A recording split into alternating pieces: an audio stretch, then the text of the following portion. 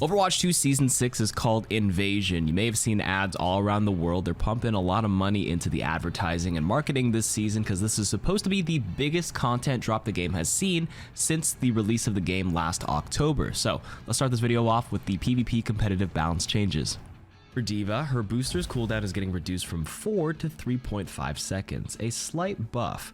Additionally, D.Va is now damage immune for 0.4 seconds while ejecting. The devs comment, once D.Va's mech was destroyed, there was a window of time where the pilot could be damaged or killed before the player fully had control over their character. With this change, D.Va can no longer be damaged by things like explosions or melee attacks before the player fully transitions control from the mech to the pilot. For Doom, his seismic slam cooldown is being reduced from 7 to 6 seconds, and his power block now reduces damage from stuck projectiles. The devs comment, Doomfist is performing well overall, but tends to have more deaths on average compared to other tanks.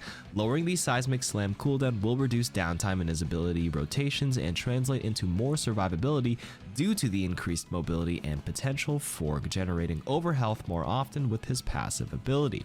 Additionally, Power Block will now always reduce explosive damage from a projectile stuck directly to Doomfist, even though normally you have to face the direction of the incoming damage to block it. For Orisa, the fusion driver damage falloff range is increased from 15 to 20 meters, that's a buff. Fortify is also getting a huge health bonus, which is increased from 75 to 125. The devs comment that Fortify is sometimes weaker now due to the change to how armor damage reduction and ability damage reduction interact. Activating Fortify while Orisa has armor health remaining will hit the damage reduction cap and result in lower effective health than before, so we are increasing the amount of overhealth it grants. In addition, we are also increasing the fusion driver's effective range so Orisa can deal a little more damage before engaging at close quarters. Ramattra, Nemesis form, the block now reduces damage from stuck projectiles. For his ultimate, Annihilation, the ultimate cost is increased by 12%. The devs comment, similar to Doomfist's power block change, Ramattra's block ability will now always apply damage reduction to projectiles stuck to him directly. His Annihilation ultimate ability was being generated slightly too quickly for how impactful it can be, so we are increasing its ultimate cost. Sigma, his base movement ground deceleration is increased to match standard heroes' movement. Sounds a little confusing, let's see what the dev comments have to say. Sigma has always had somewhat floatier movement controls than most heroes in order to match his character's movement animations. However, this led players to feel like his tank roll passive ability, which was decreased knockback, wasn't reducing the amount he would be knocked back since it took him longer to stop than other tanks. We've now adjusted this to the standard hero movement values to make the gameplay interactions feel more consistent. So this is basically putting Sigma where he should have been 10 months ago.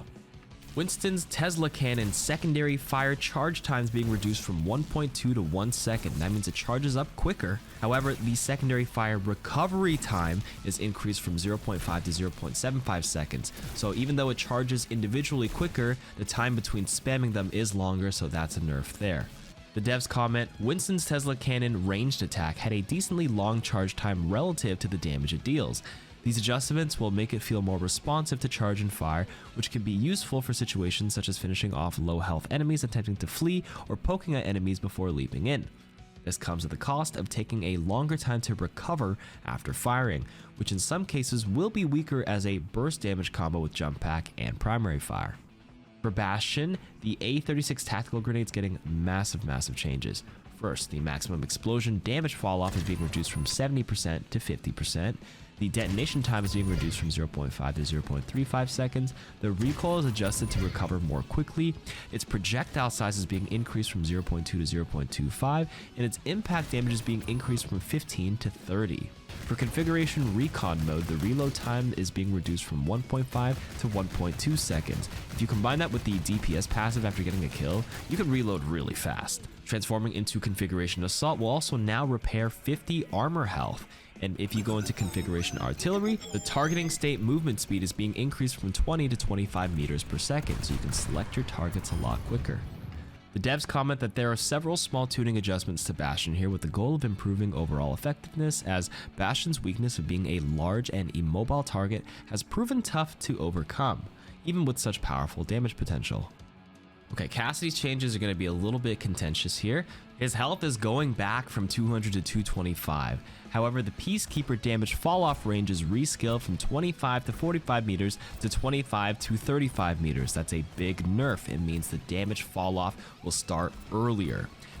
Magnetic Grenade's projectile now has a maximum travel time of 1.5 seconds, so it doesn't chase forever, and the slow amount is being reduced from 30 to 25%. The devs comment, even with the powerful and reworked Magnetic Grenade, Cassidy has still been underperforming, so we are reverting his max health back to 225, having his gun damage fall off reach its full reduction sooner, and restricting the maximum range on Magnetic Grenade to help solidify his position as a close to mid-range damage dealer. For Hanzo's Stormbow, the arrow draw progress is no longer preserved while wall climbing. The devs comment, despite being conceptually strange, this gameplay mechanic felt good and fluid to use as Hanzo. However, it often resulted in some frustrating behavior for enemy players that can be alleviated without impacting Hanzo's overall effectiveness too significantly.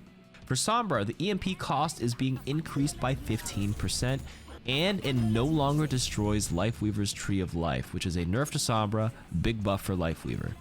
Devs comment, EMP frequency is a little too high given its relative power, so we are increasing its cost.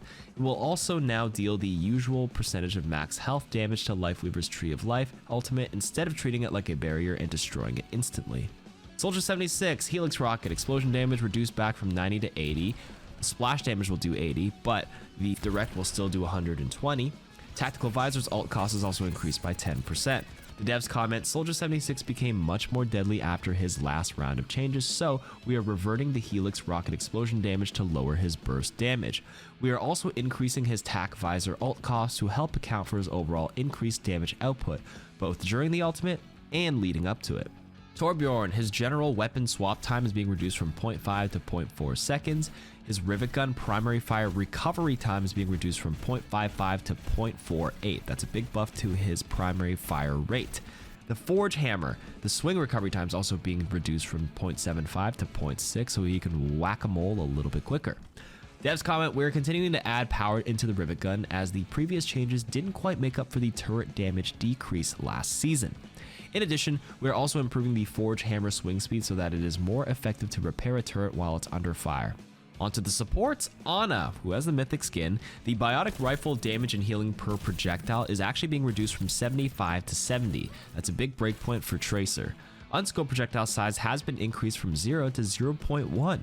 The devs comment, Ana's damage breakpoint change has proven too effective overall given her long range, so we're reverting it back to its previous value. We are also increasing the size of unscoped projectiles when firing at enemies. Her projectiles have always had a larger size for allies, which should help them land more consistently against close range threats. For Brig, her barrier shield health is being reduced from 300 to 250, and the rally's cost is going to be increased by 6%. Devs comment, Brig's overall effectiveness and survivability have been high relative to other heroes, so we are reducing the barrier shield health. We're also slightly adjusting the ultimate cost of rally as it has become more effective after its rework. Kiriko, Protection Suzu, the knockback is removed, that's fine. Healing reduced from 50 to 40, but it now heals for an additional 30 health, so 70 total, if and only when you cleanse a negative effect. Negative effects include Ash Dynamite, Anti-Nade, etc. Kunai, the damage is actually being increased from 40 to 45 on the body. However, the critical damage multiplier, the headshots, is being reduced from 3 to 2.5 times. That means you're doing 112.5 for the headshot instead of 120, but you are doing more to the body. Its recovery time is also being reduced from 0.55 to 0.5, which means you can fire them out a little bit quicker. The devs comment, Protection Suzu now rewards more deliberate usage by increasing its healing when cleansing negative effects. It will no longer knock back enemies as it wasn't particularly important to its overall design and was there to provide feedback for the impact. These kunai changes will make the weapon damage output more consistent and reduce some of the disparity between landing crits or not. Lifeweaver, lots of buffs here. Base health is being reduced from 200 to 175. But he's getting shield health increased from 0 to 50, so he overall now has 225 HP with the properties of extra shield health. That makes him really, really good to self-heal. Thorn Volley, they reduce the spread for one of the 2 Thorn Volley projectiles that fire per shot by 25%. That's a big buff. Less spread means more of them hit. Rejuvenating Dash's healing is being increased from 25 to 50, and his life grip mobility lockout duration is being increased from 0.45 to 0.75 seconds. Big changes to Tree of Life, where 50% of its overhealing is now converted into overhealth, up to 100 maximum overhealth. It kind of reminds me of Briggs Rally. The devs comment, the Tree of Life outputs substantial healing, but often doesn't provide enough value for an ultimate ability.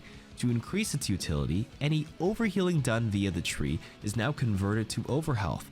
Thorn Volley spread is also now less random, with half of the projectiles having a smaller base spread to promote better mid-range consistency. Life Grip now has a longer mobility lockout duration to prevent accidental cancels by the affected ally using a movement ability immediately after the pull being started. Finally, we are supplementing Lifeweaver's survivability with an increase to his overall health pool by converting some of it into shield health in order to account for his large pedal hit volume, his hitbox, on his back, as well as increasing the healing done by rejuvenating Dash. For Lucio, for his crossfade, the self-healing penalty is now reduced from 60 to 0% for the duration of Amp It Up. The devs comment that in order to help bring Lucio's survivability more in line with the rest of the support heroes, crossfade self-healing during Amp It Up is now a more effective survival option for Lucio. In all honesty, I don't think Lucio had any issues surviving, at least in the higher ranks. This sounds like a skill issue. In any case, we're on to Mercy now. The final change, her Caduceus staff, the damage boost, is now being reduced from 30 to 25%. Oh boy. The dev comments that damage amplification effects have been an often discussed topic lately, and Mercy has been performing strongly at all skill ranks. We're reducing the potency of Mercy's damage boost beam, but want to make sure it stays powerful enough to feel like an effective and interesting gameplay choice, as making the decision between healing or damage boosting is core to Mercy's gameplay. There's also an overall update for how armor works. Armor's health damage reduction is now additive with other sources of damage reduction and has a maximum cap of 50% damage reduction. The devs comment that armor damage reduction was multiplicative previously with the damage reduction from abilities, creating situations where certain heroes were much more difficult to damage than intended since they were bypassing the damage reduction cap, which is 50% by the way. This change will smooth out some of the extreme spikes in survivability. This is basically targeted towards the Orisa change that we mentioned earlier.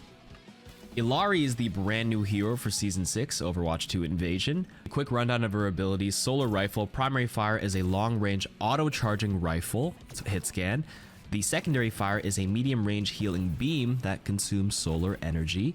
The outburst launches you in the direction you're moving and you can knock enemies back. You can hold jump to go higher. The healing pylon deploys a pylon that heals the lowest percent ally nearby. The pylon doesn't expire, it can only be destroyed by the enemy or redeployed by you, and it sticks on any surface. Her ultimate, Captive Sun, fires an explosive ball of solar energy. Enemies hit are slowed and they're marked, and then they'll explode if they take enough damage. That explosion can trigger the next explosion for any nearby person that is marked by that solar flare.